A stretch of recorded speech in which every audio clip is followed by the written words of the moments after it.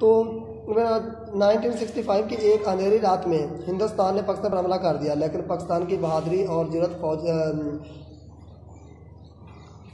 فوج نے دشمن کے چھکے چھڑوا دیے۔ 17 روز جاری رہنے والی اس جنگ میں ہندوستان کا جنگی جنون سرد پڑ گیا کہ پاکستان کا دفاع کے وہ جب انہوں نے 1965 میں 6 ستمبر کو اچانک ہندوستان نے بغیر بتایا جب حملہ کیا تو فوج نے اور پاکستان کی عوام نے بہت ڈٹ کر مقابلہ کیا، دونوں کے چھکے چھڑ گئے۔ یہ تھا یوم دفاع کہ پاکستان کا دفاع کرنے کا دن، اور اس نے اقوام متحدہ میں گڑ گڑا کر فوری طور پر جنگ بندی کی درخواست پیش کی۔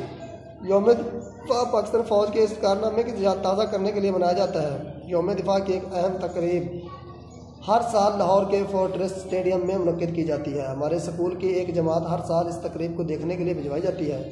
اس سال ہماری جماعت کی باری تھی۔ جماعت سبھی لڑکیاں استانیہ صاحبہ کی رہنمائی میں اسکول بس کے ذریعے اسٹیڈیم پہنچ گئی۔ لاؤڈ سپیکر پر نشر ہونے والے ترانوں سے فضا گونج رہی تھی۔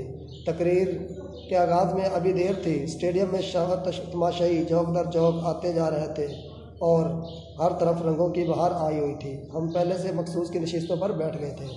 تقریب وقت مقرر پر شروع ہوئی۔ تلاوت قرآن پاک سے اس کا باقاعدہ آغاز ہوا۔